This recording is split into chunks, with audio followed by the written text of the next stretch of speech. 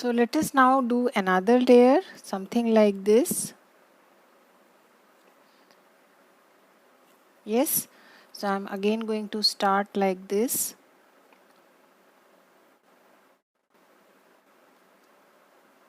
And do the same exercise.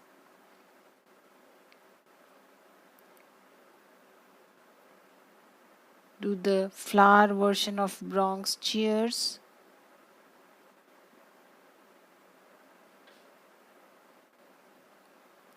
Take your time.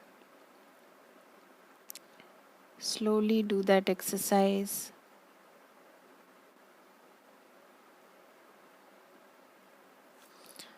As I mentioned earlier also, we are drawing a couple of tiles together, so it can be exhausting. So if you want to take a break, please do pause the video, go around, take a break, stretch yourself, stretch your hands, and then get back.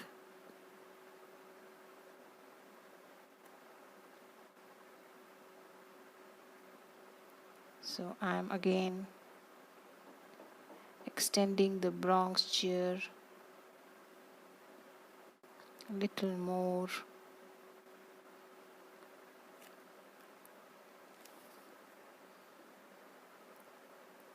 Yeah, and just a last layer left here. Something like this. Add that extra ink wherever you can.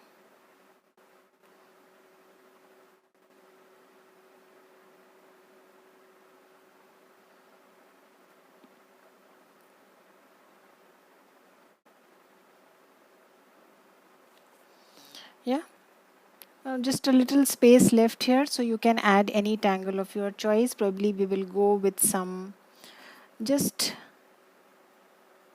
simple mesh like tangle, which is called Orleek. Can be a nice filler. So I'm simply drawing some fine lines.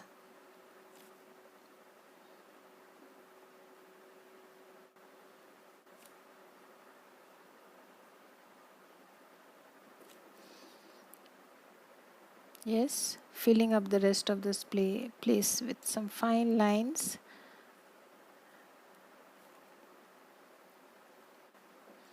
Straight lines. You can also draw curved lines.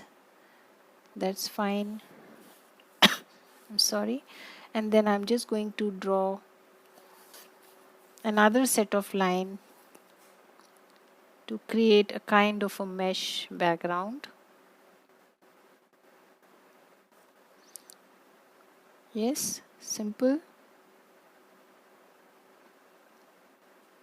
Close lines, fine lines. Take your time, no hurry.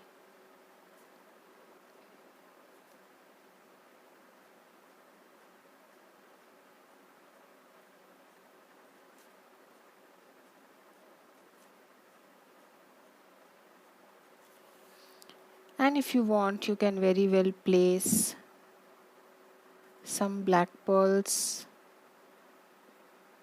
on this background that you created.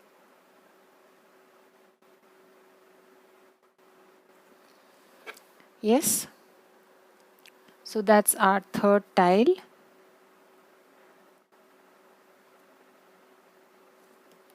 Just redoing the outer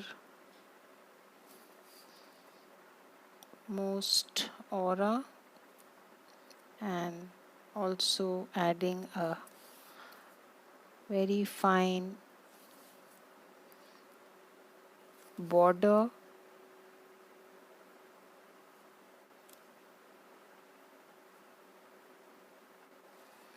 Yes, so that's our third tile. Now moving on to our fourth. Think of tangles that you like, any tangle that you wish to draw. So let's have some fun with a tangle called changing. Yes, so what I'm going to do is create these kind of sections on my tile. Yes, so this is a kind of a grid I've drawn on my tile, and then I'm going to straight away start with a tangle called changing. Changing is also a Zentangle original. So these tangles we have already learnt. If you are new to Zentangle, please refer to my older videos where I have taught how to draw these tangles.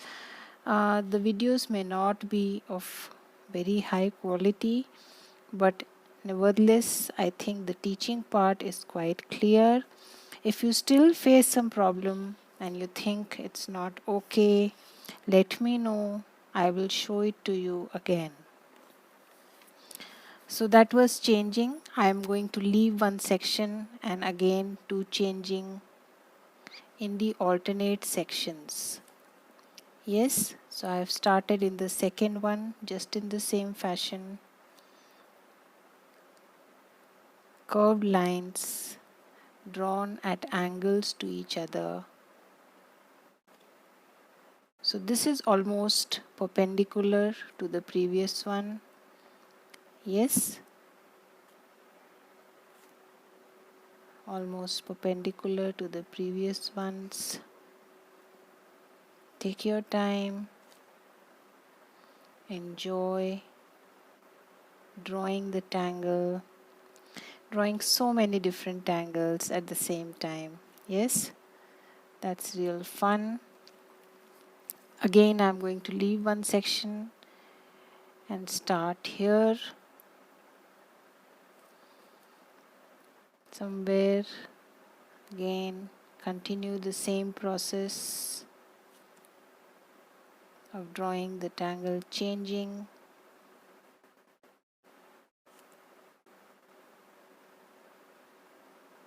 Yes,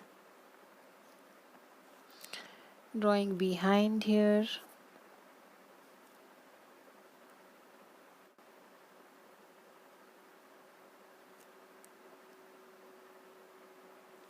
Like this.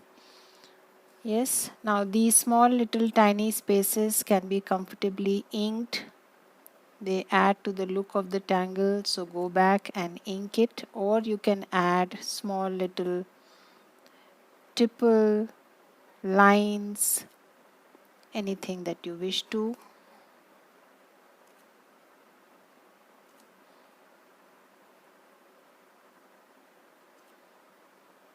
Like this, right? So I'll do exactly the same in here also. So I have filled up the in-between spaces. The next step is to draw a tangle called jongle. So I am further dividing the space that I have in between into two. Yes, and then I'm going to draw the jongle grid, which is like this. Yes, so just take your time, slowly do that exercise. I'm just drawing inverted V shapes. This is just a section of jongle and not the entire tangle. But this is how you draw the tangle. You want, you can create further sections. In fact, you can also call this tangle brace, since we are drawing just a section of it. That's another example of how tangles overlap. One part of a tangle becomes another tangle.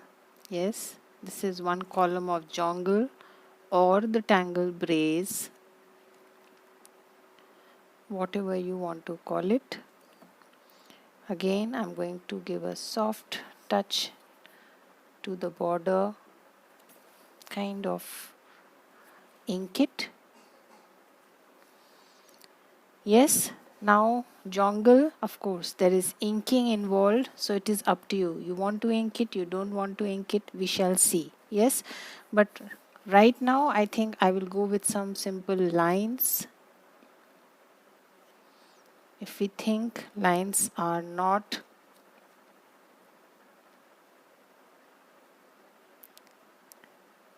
adding to the look of the tangle, then we can go back and ink it. But as of now, I'm just adding some line to alternate sections. Even brace has inking involved. These are both drama tangles.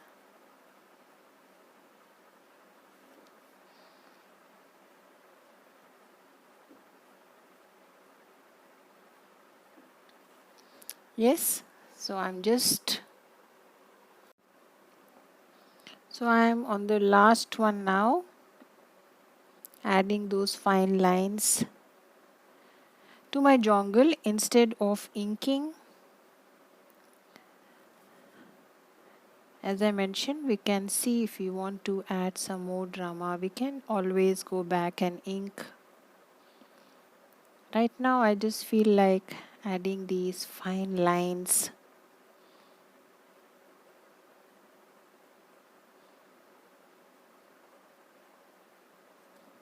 And the last one here.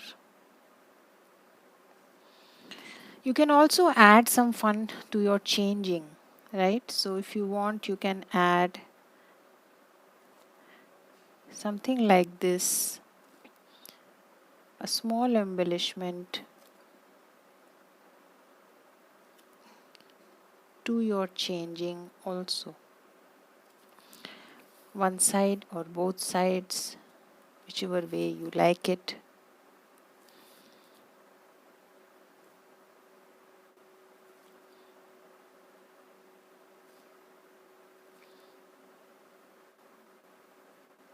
Drawing a curved line and adding some weight at the end. That's all I'm doing here. Yes, something like this adds a little more to your changing.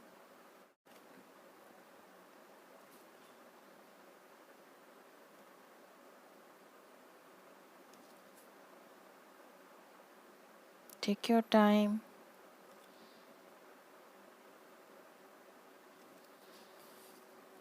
And do that exercise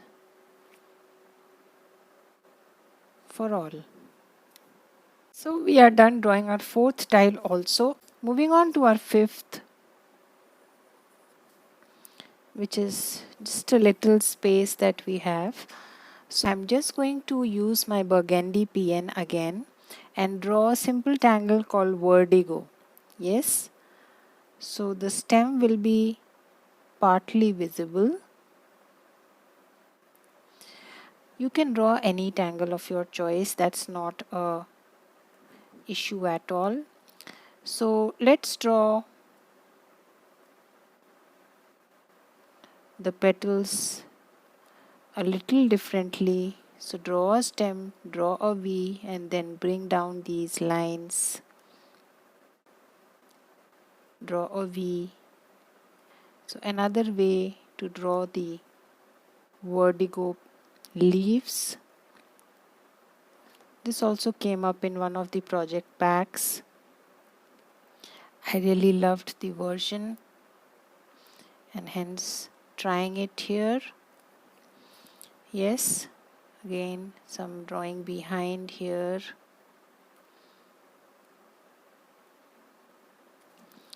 Take your time. And then on the other side. Yes, draw a V and bring back the lines from the two ends of the V to the stem.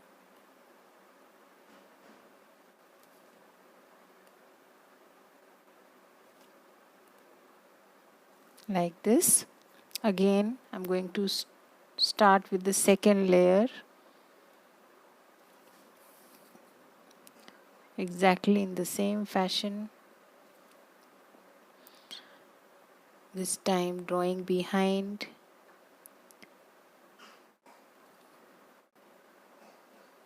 Be patient. Spaces are small, so you need to be careful.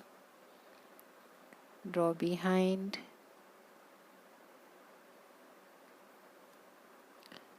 So this is a PN nib. It is slightly thicker. Ideally the O1 would be best to draw on such small tiles. But I really like this color, so I thought of picking up the burgundy PN. That's fine. We will go slow so that we don't mess up. Yeah. So take your time. I'm doing the same exercise, adding the second layer where I kind of draw behind all the time.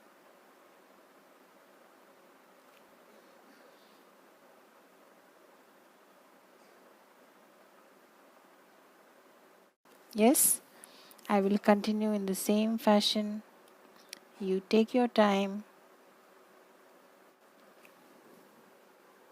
So the in-between spaces between the vertigo, you can comfortably add some nice black pearls or orbs. Generally they are a part of the tangle, the basic tangle. They really add to the look.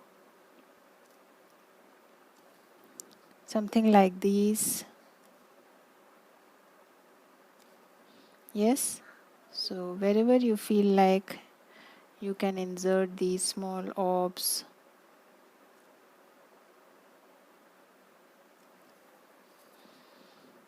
If you wish.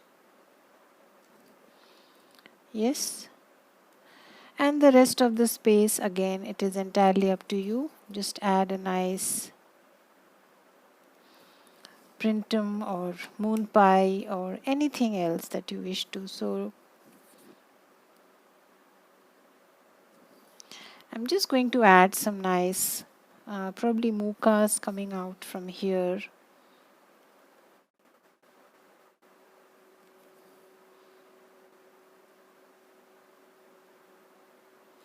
Just like sprouts, delicate ones. Yeah, you can draw anything that you wish to. That's not a constraint. Choose tangles that come to you easily.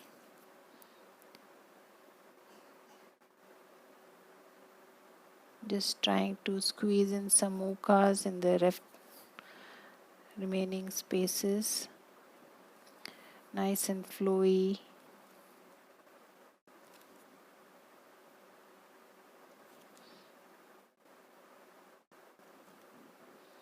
Yes. So I think that would be sufficient. We don't need to add more.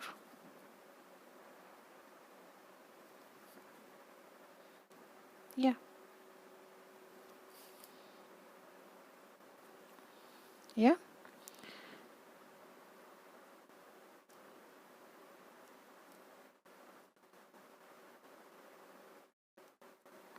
That's it. So that was about tangling. Let us now move on to shading. Yeah.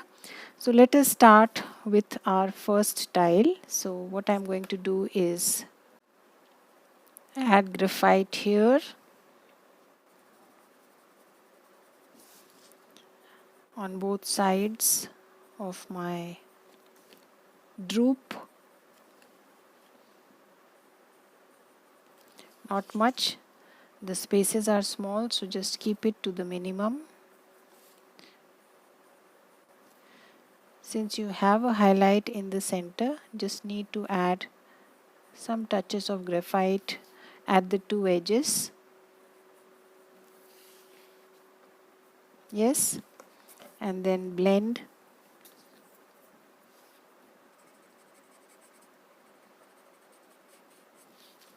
Blend a little, don't blend too much.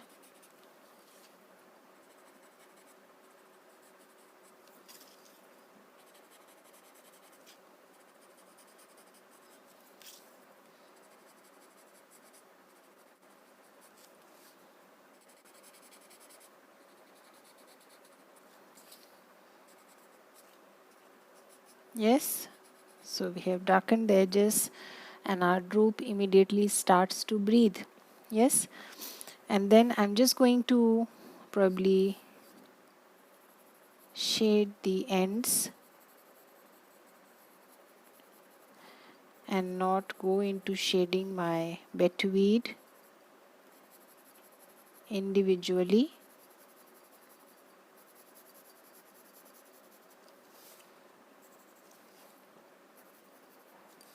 It's up to you entirely how do you want to shade. Shading in Zentangle is not